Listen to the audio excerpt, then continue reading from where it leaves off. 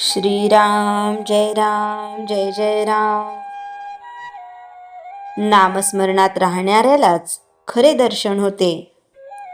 श्रीकृष्ण परमात्म्यांना सुद्धा देह ठेवावा लागलाच ना. निराकार असले तरी साकार झाल्यावर त्याला सर्व काही आलेच की. रूप आले, गुण आले, सर्व काही आले आणि मग व्यवहारामध्ये सर्व करणे आले. तसेच ते साकारात आले म्हणून त्यांना जाणे हेही आलेच. श्रीकृष्ण व्यवहाराप्रमाणे वागले. वास्तविक पाहता ते आलेही नाहीत आणि गेलेही नाहीत.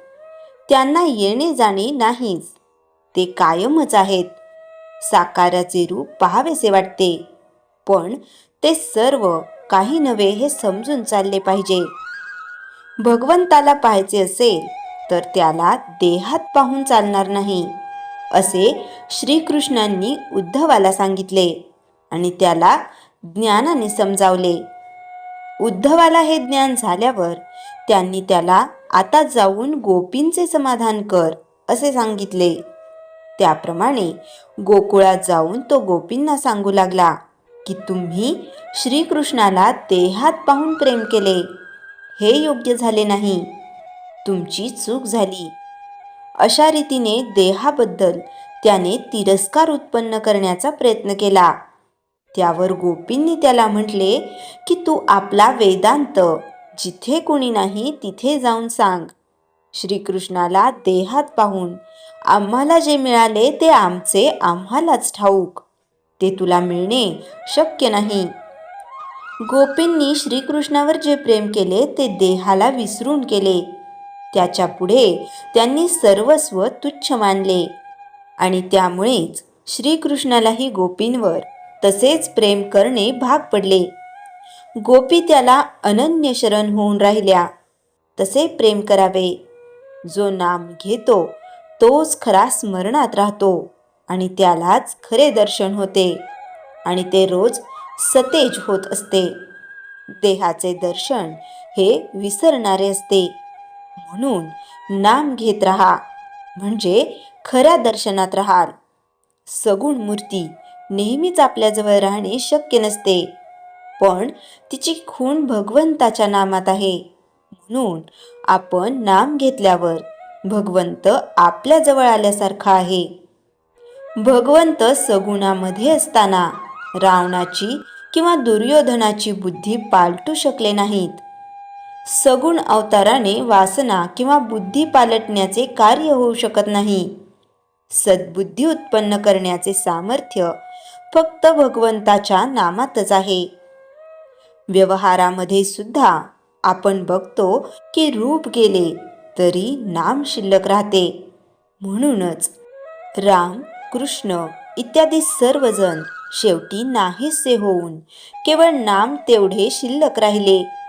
नाम हे स्थिर आहे, रूप हे सारखे बदलणारे आहे. कलियुगात सगुण अवतार नसला तरी नामावतार आहे आणि तोच खरा तारक आहे. नामाकरिता नाम घ्या की त्यात राम आहे हे कळेल. श्रीराम जय राम जय जय राम. चैतन्यवाणी. भगवंताजवळ काय मागावे? तुझे प्रेम मला लागू दे, हेच त्याच्याजवळ मागावे. श्रीराम जय राम जय जय राम. श्रीराम समर्थ. दासबोध समास 1 दशक 22. विषय विवेकाची दृढता, मनावर विजय आणि साधकाचा स्थिर आध्यात्मिक मार्ग. आज आपण दासबोध समास 1 दशक 22 या अत्यंत सूक्ष्म आणि गहन दशकाचा भावार्थ जाणून घेणार आहोत. या दशकात समर्थ रामदास स्वामी साधकाला एकच ठाम संदेश देतात. मन जिंकलं तर सर्व जिंकलं. विवेक टिकला तर मार्ग चुकत नाही. हे दशक मन, बुद्धी आणि आत्मिक जागृती यांचा समतोल शिकवते. एक विवेक साधकाचा दीप. समर्थ सांगतात, विवेक असेल तिथे अंधार टिकत नाही. विवेक म्हणजे योग्य अयोग्य ओळखणे, तात्कालिक सुख आणि शाश्वत कल्याण वेगळे करणे, आवेग आणि निर्णय यात फरक करणे, मनाचे ऐकून न चालणे, बुद्धीचा उपयोग करणे.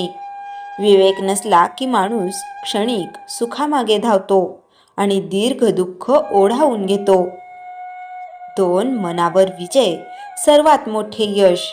समर्थ स्पष्ट सांगतात, बाहेरचे शत्रू जिंकले तरी मन शत्रू राहिला तर पराभवच. मनाचे स्वभाव: चंचलता, संशय, भीती, अपेक्षा, आसक्ती. मनावर विजय मिळवण्यासाठी नियम, जप, संयम, सत्संग, आत्मनिरीक्षण. मन शिस्तीत आले की साधना आपोआप फुलते. विषयांचे आकर्षण, विवेकाची कसोटी. समर्थ सांगतात, विषय गोड वाटतात पण शेवट कडू. विषय म्हणजे इंद्रिय सुख, प्रशंसा, प्रसिद्धी, धन, भोग, सत्तेचा मोह. साधकाने प्रश्न विचारावा, यामुळे माझी साधना वाढते का कमी होते? हा प्रश्न विषयांना लगेच उघड करतो. धैर्य आणि संयम साधकाचे कवच. समर्थांचा संदेश: धैर्य धरावे, घाई करू नये. घाई केली की निर्णय चुकतात, वाणी कठोर होते, कर्म अशुद्ध, पश्चाताप वाढतो. संयम ठेवला की बुद्धी स्वच्छ, मन शांत, निर्णय योग्य, संकट लहान वाटते. धैर्य आणि संयम हे साधकाचे कवच आहेत. मनाची परीक्षा दररोज घ्यावी. समर्थ सांगतात, आज मन कसं वागलं? दररोज स्वतःला विचारा. आज राग आला का? लोभ झाला का? मत्सर झाला का? निंदा केली का? वेळ वाया घातला का? ही परीक्षा दोष दाखवते आणि दोष दिसले की सुधारणा होते. साधकाचे जीवन साधे पण सजग. समर्थ उपदेश देतात, साधेपणा ठेवा पण सजग रहा.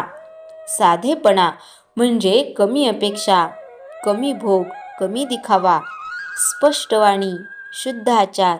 सजगता म्हणजे विचारांवर लक्ष, संगतीची निवड, वेळेचा उपयोग, मनावर नियंत्रण. साधेपणा, सजगता म्हणजे स्थिर साधना. विवेक टिकला तर देव जवळ. समर्थ शेवटचा आश्वास देतात, विवेक न सोडणारा कधी एकटा राहत नाही. कारण विवेक देवाकडे नेतो. विवेक अहंकार कमी करतो. विवेक साधनेत प्रगती देतो. विवेक जीवनात शांती देतो. जिथे विवेक आहे तिथे देवाची कृपा नक्की असते. दशक 22 सार. विवेक हा साधकाचा दीप. मनावर विजय हे सर्वात मोठे यश. विषय विवेकाची कसोटी घेतात. धैर्य, संयम साधकाचे संरक्षण. रोज मनाची परीक्षा घ्या. साधेपणा आणि सजगता साधनेला बळ देतात. विवेक टिकला तर देवाची साथ निश्चित. हे दशक साधकाला स्थिर, जागरूक, विवेकी आणि देवमार्गी बनवते. श्रीराम समर्थ. श्रीराम जय राम जय जय राम. जयाच्या जनी जन्मनामार्थ झाला, जयाने सदा वासनामात केला. जयाच्या मुखी सर्वदा नाम कीर्ती, नमस्कार तया ब्रह्मचैतन्य मूर्ती. श्रीराम जय राम जय जय राम. जानकी जीवन स्मरण जय जय राम.